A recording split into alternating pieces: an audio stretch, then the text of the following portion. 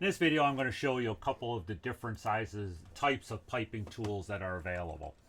Okay, we have our flaring and swagging tools. The swagging tool is used to expand soft dropper copper tubing, joins two pieces of about the same size, and the swag joint would be the depth would be about the approximate diameter of the tubing.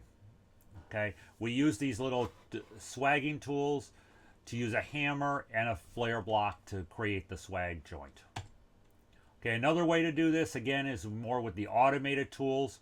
Okay, this automated tool slips inside the pipe and expands it. You use these tools, you get the automated tools if you do a lot of swagging of piping, if you're doing a lot of installations.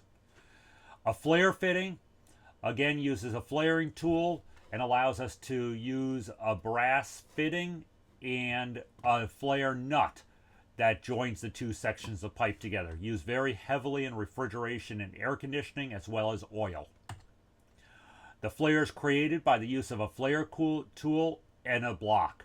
Okay, you put the pipe in the block and then you put the yoke onto the block and turn the top of it so that flare tool goes down and creates the flare. Tubing cutters, okay, has different types. A midget cutters used for small diameter copper tubing or if you're doing it in tight places. A cutting constrictor, okay, makes a joint for a domestic application, and a constrictor joint is a large or small tubing joint, for example, 1/2 inch to 1/4 inch. This is an example of a mini tubing cutter, okay, midget cutter.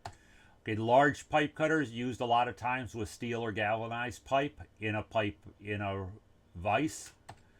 And then we also use a pinch off tool that allows it to pinch off the process tools on domestic refrigeration or sealed systems. When you pinch it off twice, and then you leave the tool in place while you're sealing it with braze.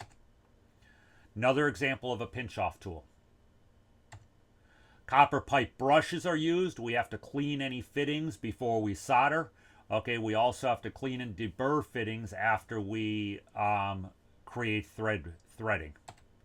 Copper tubing benders allow us to easily bend different sizes of copper tubing, and we get a neat bend every single time without it kinking. Other sizes allow us to use heavier and more complex type bends.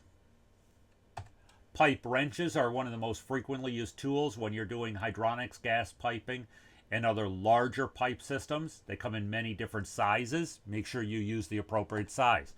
Whenever you use a pipe wrench, you're going to use two. One to hold the joint, the fitting that you're trying to hold steady, and then another one to turn the wrench. And you use them in opposite directions. They will seal down on the pipe or the fitting as you are turning it. So the appropriate use of all these tools is not something that we could show you on a computer screen. You actually have to work and practice with these tools to be able to learn to use them right when you're in a shop or workplace environment. This is all about what apprenticeship and the shop programs are about.